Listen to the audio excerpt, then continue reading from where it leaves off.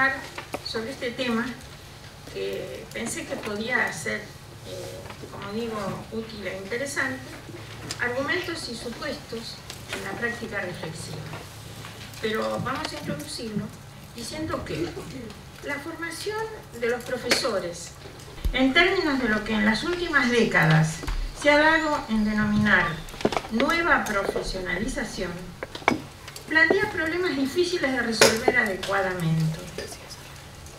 La cuantía del personal ya formado que se halla en servicio y el que se encuentra en formación es de extraordinaria magnitud.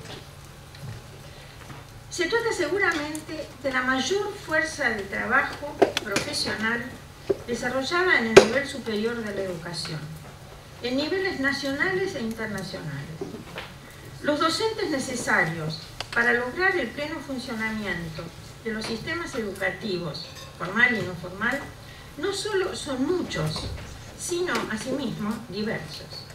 Por otra parte, en su desempeño se advierte una alta diferenciación en su interior en lo que se refiere a niveles, disciplinas, tipos de institución y sujetos de educación.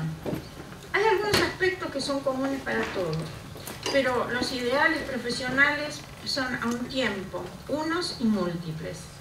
Señala por último como problema el requerimiento de que la formación facilite la constitución de cuerpos de trabajo profesional, porque sus propósitos no pueden lograrse solo sobre la base del compromiso personal de docentes que actúan individualmente.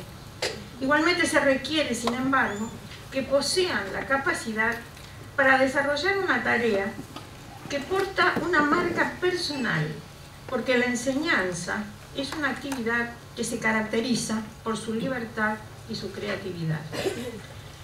Es cierto que el carácter de esta actividad ha sido objeto de una diversidad de interpretaciones. Muchas de las decisiones asociadas a la formación docente reciben la impronta de los diferentes enfoques adoptados para esta interpretación. Entre las ideas que revelan muy claramente la historia de la heterogeneidad con la que se ha definido y se define la enseñanza y la formación de los docentes, la multiplicidad de significados asignados al concepto de práctica reflexiva es una clara demostración de las divergencias que se han manifestado en este campo. Si entre 1950 y 1980 se tendió a demarcar la cuestión de la formación docente inicial como una cuestión de entrenamiento en el uso de técnicas para resolver problemas de la enseñanza y de la gestión de las actividades en el aula, a partir de entonces, alrededor de 1980, quizás 1970 en adelante, se enfocó con otra perspectiva como el plan de enseñanza y aprendizaje de contenidos disciplinarios y pedagógicos del futuro docente. Aunque había antecedentes previos, es en este periodo que la práctica reflexiva, con sus múltiples expresiones, atrae la atención de investigadores y de formadores de docentes. El giro hacia la práctica en cuestiones curriculares, que había sido iniciado por Joseph Schwab, así como el auge del racionalismo técnico que comenzó en 1950, son reconocidos por Klimet y Chinnery como los que abrieron el campo al trabajo de Christopher Acheris y Donald Schoen y de otros investigadores, entre los que no podemos olvidar a Lawrence Steinhaus, que se interesaron por la práctica reflexiva y que fueron pioneros en el examen y la propuesta de dispositivos destinados a estudiar, categorizar y desarrollar el pensamiento práctico del profesor, tales como las teorías del aprendizaje de mono y doble loop, el contraste entre teorías en uso y teorías expuestas, la relación entre el conocimiento en la acción, la reflexión en la acción y durante la acción, y la reflexión sobre la acción y sobre la reflexión en la acción, un juego de palabras, parece, la investigación, acción, el desarrollo y uso de portafolios y las prácticas narrativas, entre muchas otras. Entre los referentes técnicos de la práctica reflexiva, John Dewey, sin duda, se sitúa en un lugar único. Se destaca por su ubicuidad. Es siempre citado por su obra sobre la experiencia y el pensamiento. Pero la interpretación de su significado, de lo que para él significan experiencia y pensamiento, no es coincidente entre los diferentes autores. Se le ha atribuido un racionalismo ajeno a su posición pragmatista. Según Dewey, el pensamiento no es lineal. La imaginación conforma el cuerpo de la reflexión. La incertidumbre y el riesgo la acechan. Pero no es este un rasgo negativo del pensamiento. Por el contrario, según Vasco Dañese, para Dewey, la incertidumbre, es una cita, tiene un poder desafiante. Por esta razón, no es sencillo y se puede dudar si es posible analizar el pensamiento, aunque esto sea necesario. Y añade Dañese, también cito, es importante señalar que esta incertidumbre no trabaja para socavar la responsabilidad de los educadores. Por el contrario, según la posición deweyana, estamos al mismo tiempo involucrados en y producir intencionalmente experiencias, contenidos y conocimientos de todo tipo. Esta perspectiva, entonces, no niega el compromiso y la responsabilidad que tienen docentes y educadores. Por el contrario, es un traslado y quizás una ampliación de su función, mientras los educadores son uno de los puntos de partida para el conocimiento significativo de sus estudiantes. Reflexionar sobre el pensamiento implica estudiar los argumentos y los supuestos sobre los cuales estos se apoyan, y que, aunque no conscientes, constituyen sus puntos de partida.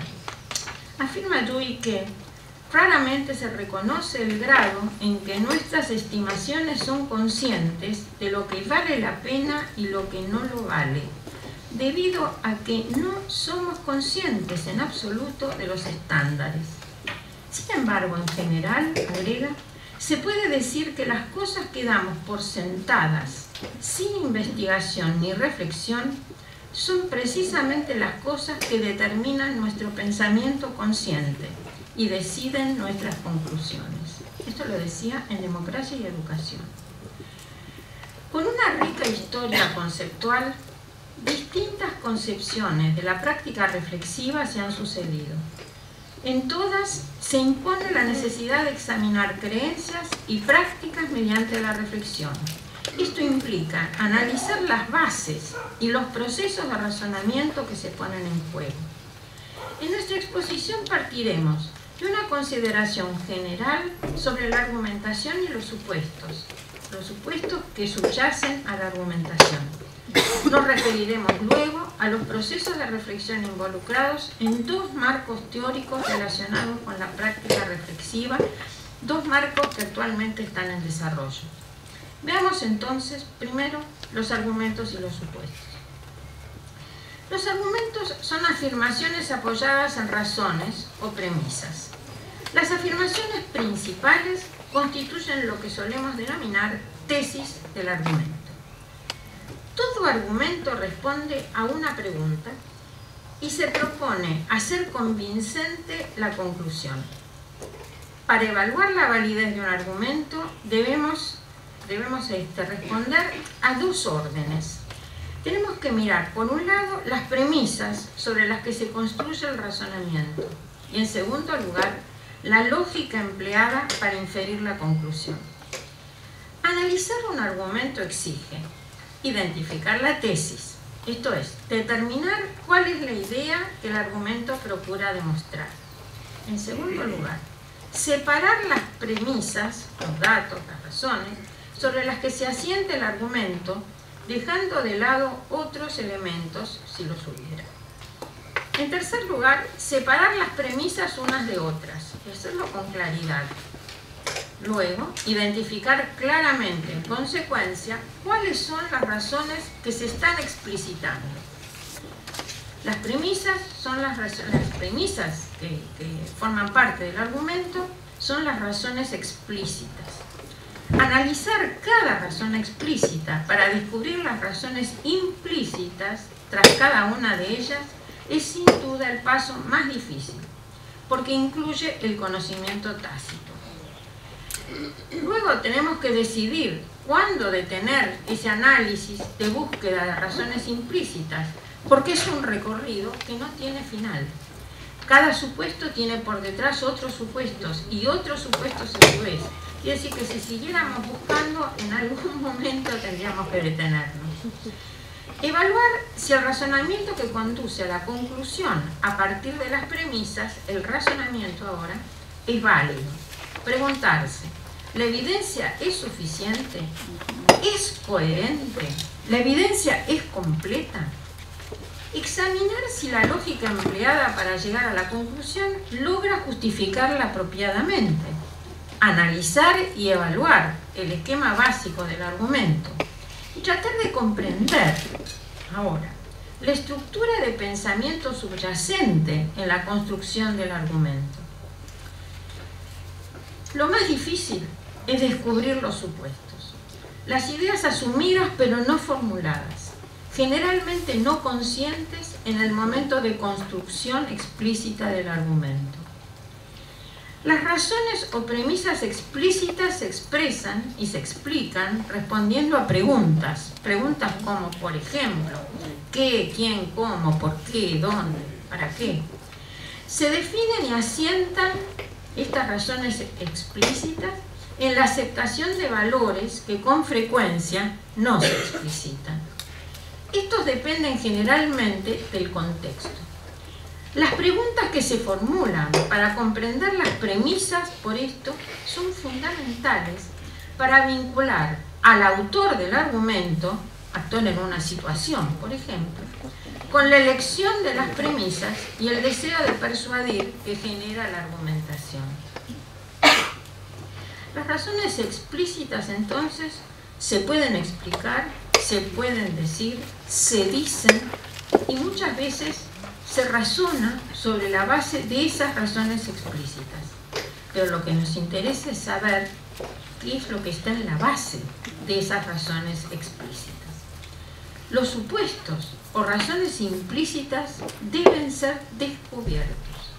Diferenciamos aquí, y esto también quiero aclararlo, las suposiciones que se aceptan sin someterlas a prueba como verdades de base de las suposiciones. Las estamos diferenciando, esas que se aceptan como supuestos, que no se ponen en discusión ni se prueban, las diferenciamos de las suposiciones que son hipótesis condicionales que se usan para hallar alternativas de solución en explicaciones o solución de problemas.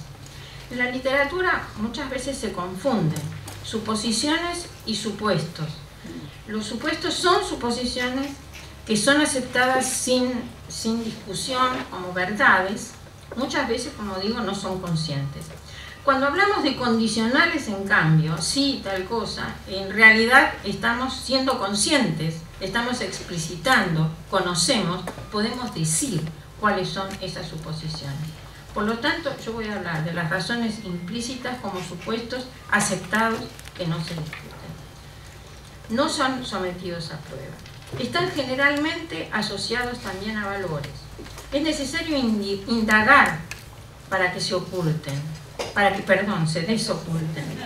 Pueden estar escondidos, ser inconscientes para quien argumenta, pero son en realidad los que sustentan la validez o invalidez del argumento.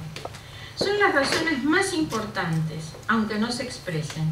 Si no son válidos los supuestos, el argumento puede no ser válido. Excepcionalmente, la conclusión podría no carecer de validez, aunque no sean válidas las premisas. Así como un argumento basado sobre premisas falsas podría llegar a una conclusión verdadera, no por la fuerza del razonamiento que la justifica, sino por la naturaleza propia de la afirmación, por la verdad intrínseca en la afirmación final. La verdad de la conclusión no asegura la verdad de las premisas, ni tiene la lógica que conduce a inferir la conclusión ni que esa lógica, a su vez, porque llega a una conclusión correcta, sea una lógica correcta. Es decir, podría ser que lleguemos a una conclusión correcta por un razonamiento que es un razonamiento incorrecto. Por lo tanto, la relación entre las premisas explícitas, las razones implícitas y la lógica del razonamiento son muy complejas. Y cuando hablamos de práctica reflexiva, estamos hablando precisamente de esta clase de razonamientos en los cuales se expresan algunas razones y hay otras que es necesario desocultar. Los supuestos se expresan en proposiciones completas. No son ni ideas ni preguntas simplemente. Son proposiciones completas, afirmativas o negativas. No se explicitan como parte del argumento, pero se encuentran como pilares que lo sostienen. Tras un supuesto puede haber otros supuestos. Por esta razón es menester detenerse en algún punto en la búsqueda de supuestos. ¿Cuándo detenerse? No hay un término. Se llega a supuestos semejantes a los que, conoce Andrea Di Sessa, denomina primitivos. Primero él habla de primitivos fenomenológicos, luego habla de primitivos explicativos, en el aprendizaje de la física. En algún momento hay algo que se acepta como verdadero. ¿Dónde detenerse en la búsqueda de esos supuestos? Para ver cómo, entonces, la práctica reflexiva, que en apariencia consiste en este trabajo, en donde justamente se trata de analizar una situación y de analizarla en lo que representa esa situación y las acciones que se realizan, yo voy a tomar dos marcos teóricos. Uno de ellos, la teoría de la cognición epistémica. Esta teoría se ha venido desarrollando durante las 2 últimas décadas en el fértil campo de la psicología educacional anglosajona, con el aporte de gran número de investigadores. J. Green y colaboradores indican que la expresión cognición epistémica refleja cómo las personas adquieren, comprenden, justifican, cambian y usan conocimiento en contextos formales e informales. Hoffer define a la epistemología personal como un campo de investigación que se interesa por las creencias y las teorías que los individuos desarrollan en relación con los conocimientos y sus adquisiciones. Los trabajos sobre epistemología personal estudian los modos de construcción de las teorías ingenuas sobre el conocimiento, de las que derivan creencias epistémicas acerca de los caracteres que distinguen al conocimiento y al proceso de conocer.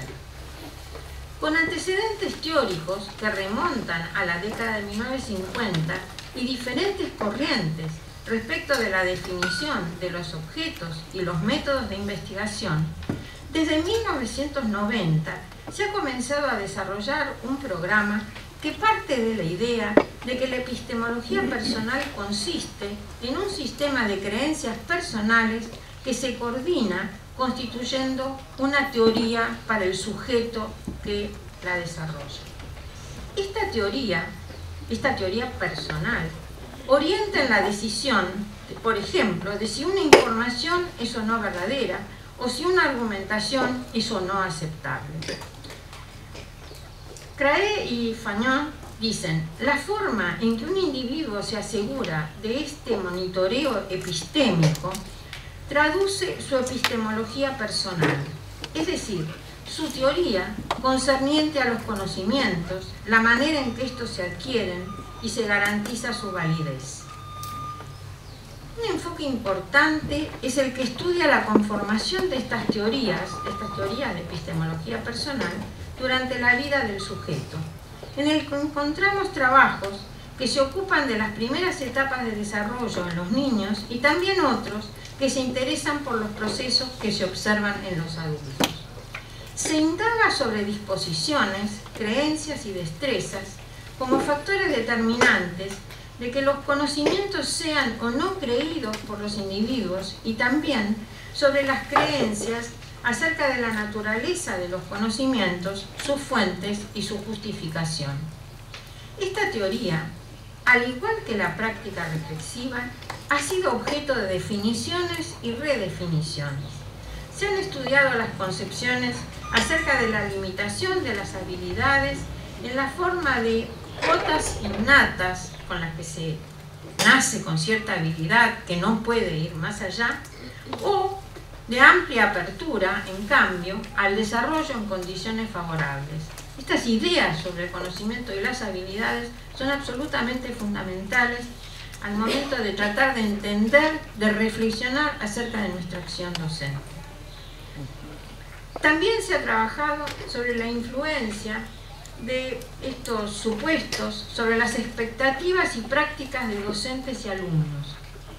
Igualmente se han investigado esos efectos sobre prácticas de docentes y alumnos respecto de las condiciones sobre la velocidad y los ritmos de aprendizaje, las ideas sobre la naturaleza fragmentaria u holística del conocimiento y sobre el carácter definitivo o provisorio del conocimiento y su origen externo o interno. Estos temas son estudiados hoy con especial atención. Todos estos temas los conocemos, todos sabemos que de alguna manera sirven de supuesto una u otra postura para las decisiones que se toman en relación con la enseñanza o para las reflexiones que se hacen acerca de nuestras acciones. A partir de esas concepciones de docentes y estudiantes, se desarrollan en ellos los llamados ideales epistémicos, que operan como criterios del tipo de conocimiento que debe ser alcanzado y como fundamento de prácticas de enseñanza y de aprendizaje. De enseñanza para los docentes y de aprendizaje para los alumnos.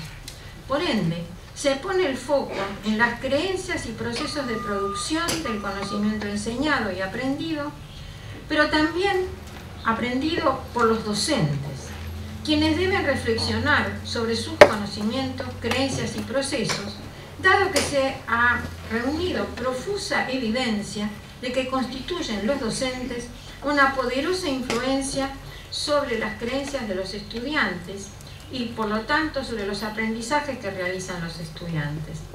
El llamado clima epistémico del aula y la institución, definido por las prácticas, ejerce un poderoso efecto sobre las epistemologías personales de los alumnos. Acá nos encontramos entonces con un diálogo, con una interacción entre las epistemologías, las ideas acerca del conocimiento que tienen los docentes y las ideas acerca del conocimiento que tienen los alumnos. Un modelo interesante sobre el desarrollo de procesos integrados es analizado por Craig-Fagnan y es el propuesto también por Bendixen y Ruhl, cuyo objetivo es articular algunos de los temas que consideran claves. Esos temas son los siguientes: los mecanismos de cambio de las teorías de la epistemología personal, las dimensiones de las creencias que están situadas en un nivel avanzado, la metacognición, el alcance de las influencias que otros tienen, la relación entre las habilidades cognitivas y el ambiente, y finalmente la reciprocidad de los aspectos causales. ¿Qué relaciones, como siempre discutimos, hay entre la enseñanza, por ejemplo, y el aprendizaje? De acuerdo con este modelo, la teoría actual del sujeto se compone de habilidades cognitivas y se caracteriza por la certidumbre de los conocimientos, la simplicidad de los conocimientos, la fuente de los conocimientos, de dónde emanan los conocimientos, son externos o son internos, son los que nos transmiten otros o son los que nosotros construimos. Y también la justificación de los conocimientos, 4 aspectos que están interrelacionados. Cuando se trata de producir un cambio en las creencias que definen la epistemología personal, la persona entra en ese proceso de transformación con las creencias que integran su concepción del conocimiento y que tienen orígenes diferentes, y también se interactúa con las capacidades cognitivas propias de su nivel de desarrollo. Estas creencias pueden modificarse y convertirse en creencias que pertenecen a un nivel más avanzado de desarrollo. posible? Entonces se preguntan muchos. ¿Es posible que se produzcan cambios? La respuesta, según Bendixen-Hull, es afirmativa. Es posible. Los cambios en las creencias se producen por acción de 3 mecanismos asociados. Dicen ellos, la duda epistémica, la voluntad epistémica y las estrategias de resolución.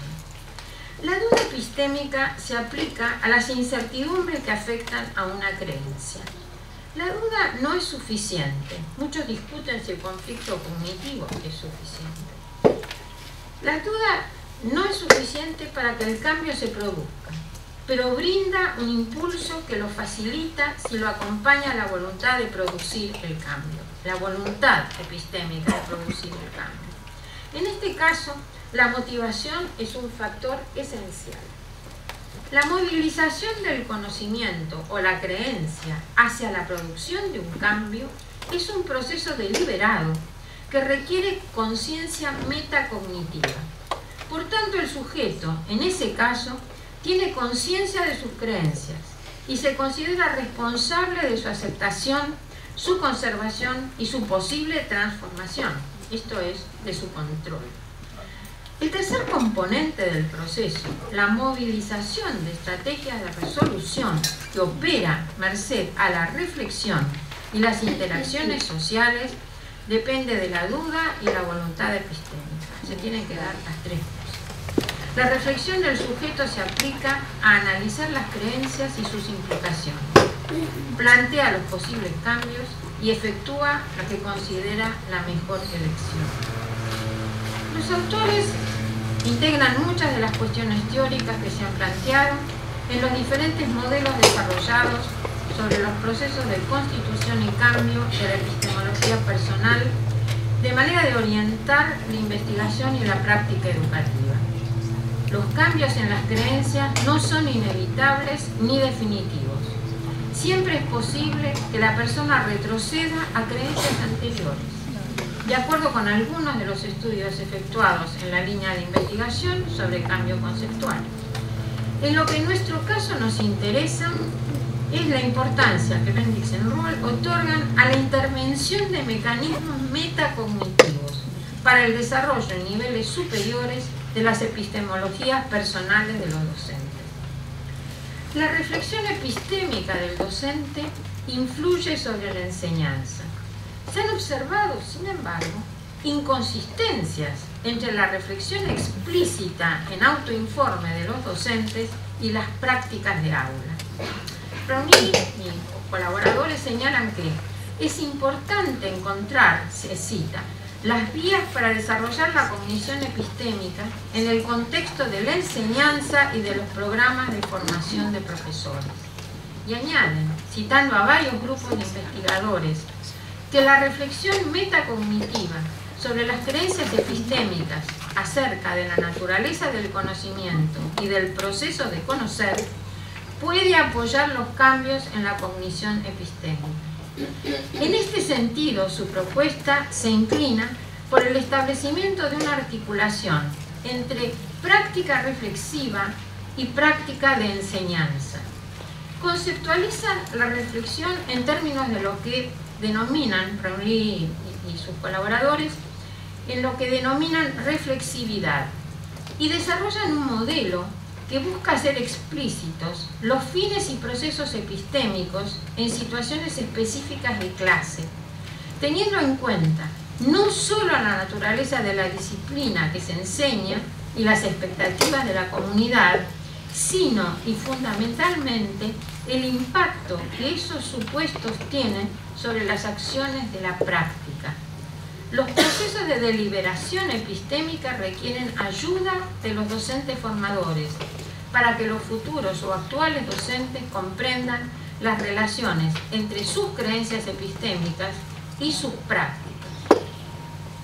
Un aspecto particularmente importante en la teoría de la cognición epistémica es la investigación sobre las bases cognitivas de la motivación.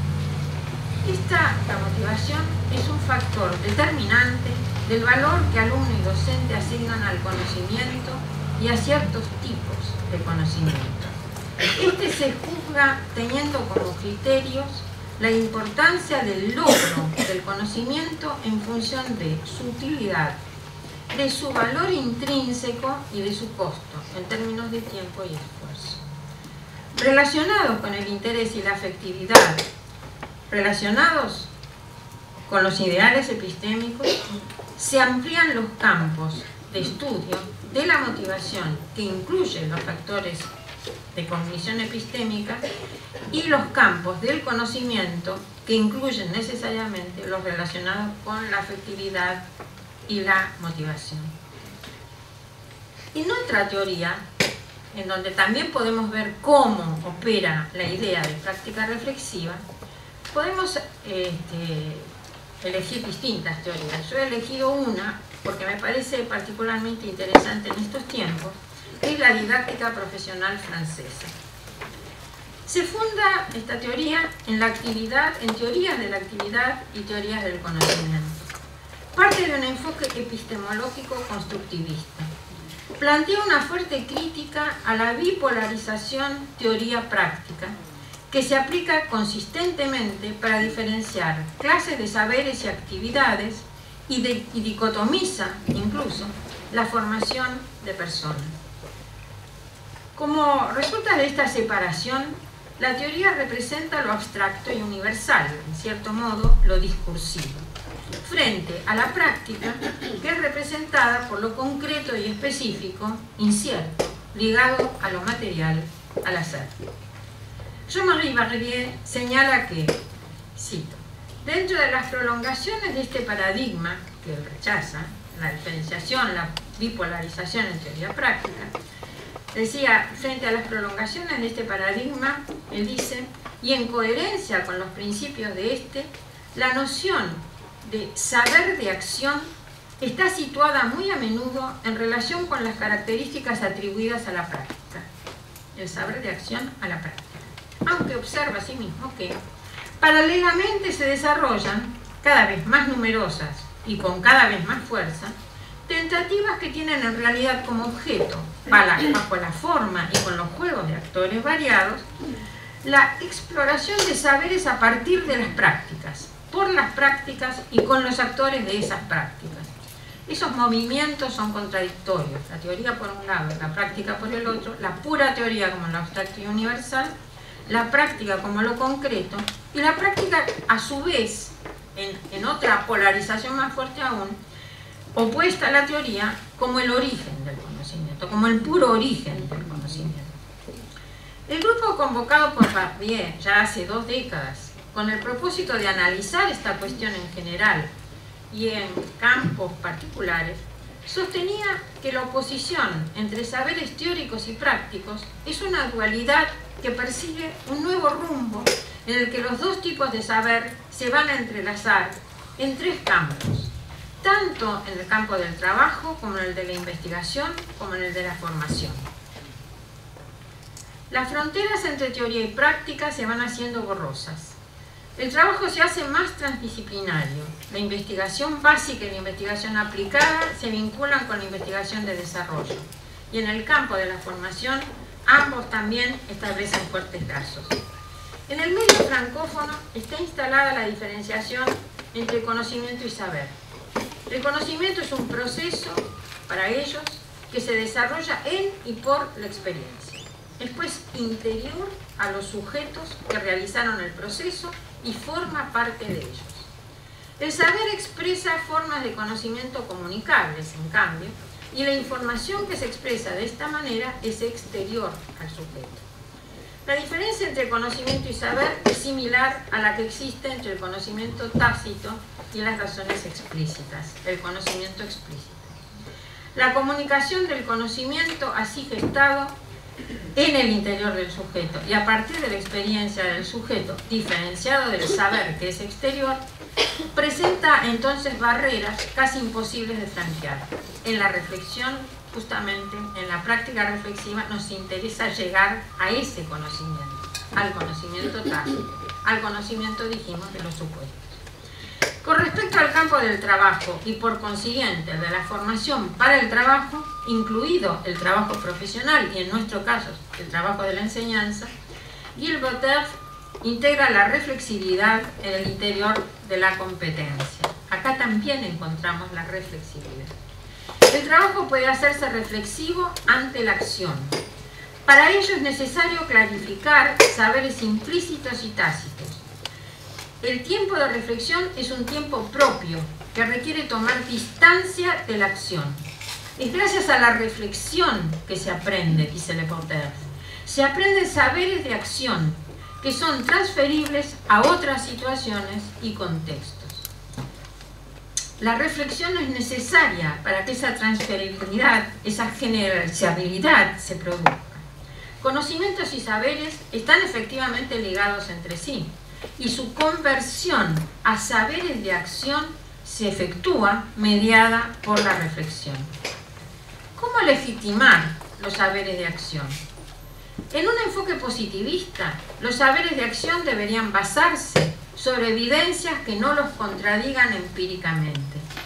Pero en un enfoque constructivista, como el que acá se adopta, solo el propio sujeto es quien debe someterlos a examen y estudiar sus resultados en función de sus intenciones y los procesos y acciones llevadas a cabo. Es en ese examen que puede surgir la validación de los saberes de acción, en la reflexión del propio sujeto, que ha construido su acción. Dentro de esta línea se destacan distintos grupos de investigación, notoriamente el de Pastré, Mayen y Vergniaud, en su trabajo de producción sobre didáctica profesional, es absolutamente importante. Pero vamos a señalar dos aspectos que ellos señalan, que me parece que son muy relevantes para nosotros. Por un lado, la diferencia existente entre saberes cognitivos y saberes operatorios. El saber operatorio está ligado a las acciones y es un conocimiento cognitivo que puede ser transformado a partir de su trabajo en la acción. Y también los dos tipos de actividad que ellos diferencian, citando a Marx, que son la actividad constructiva productiva y la actividad transformativa. ¿Qué diferencia hay entre las dos? La actividad productiva se propone realizar alguna acción, como digo, modificatoria de algo real o productora de algo real, que tiene un fin en el tiempo. Mientras las actividades que son las actividades que se refieren al propio sujeto, en las que el sujeto tiene la intención, a partir de la reflexión, de transformarse, de modificarse, de pensar acerca de sí mismo, no tienen fin en el tiempo. Otro concepto que se agrega al vocabulario propio de esta corriente es la de que saberes de acción que tuvieron su nacimiento en las ciencias de la educación son ahora pensados como saberes accionables, sobre todo en algunos autores que desarrollan este tema, por ejemplo Martinet, que nace ya no en las ciencias de la educación, sino que es un concepto que se desarrolla en el campo de las ciencias de la administración. Los saberes de acción se refieren al pasado, a lo ya ocurrido, mientras los saberes accionables son potenciales transformadores y su referente es el futuro. Los saberes de acción son definidos en relación con competencias, a su vez entendidas estas de manera amplia, como capacidades para resolver una variedad de problemas complejos, no en términos de racionalidad técnica. Los saberes de acción, así como los saberes accionables, son fruto de la reflexión del practicante sobre su hacer. Pero la reflexión adopta un campo conceptual amplio y procura trascender la especificidad de cada situación, proponiendo enlazarse con la teoría y concluir con capacidades generalizables de acción justificada y legitimada a partir, como sostiene Martinet, justificada para los saberes accionables, a partir entonces de una triangulación entre tres epistemologías de la actividad, la que tiene que ver con la adquisición, con la que tiene que ver con la recepción y también con las propias acciones y con las acciones y el análisis de las acciones de otros practicantes. Es decir, que no se encierra en la reflexión sobre su propia acción, sino que también la amplía tomando como referente las acciones de otros. Reflexiona sobre sí misma y reflexiona sobre las de los demás. Las didácticas profesionales se han convertido en terreno de gran producción en sus tres dimensiones: la investigación, la formación y el trabajo. Su impacto es alto y ha dado un impulso a la instalación de dispositivos de reflexión en los procesos de formación de docentes y profesionales. En síntesis, la práctica reflexiva puede ser planteada desde distintos ángulos y con enfoques diferentes, y aún con tradiciones diferentes. Presenta, no obstante, un carácter común, el de diálogo con uno mismo. ¿Es necesario que reciba la guía de otra persona, de un docente formador? ¿Es esto una cuestión controvertida? Lo que no puede faltar en ese diálogo es una teoría que ofrezca criterios para evaluar la aceptabilidad de los supuestos sobre los que se desarrolla la reflexión, atendiendo a su significado social y personal y a su impacto y sus consecuencias personales y sociales presentes y futuras. Muchísimas gracias.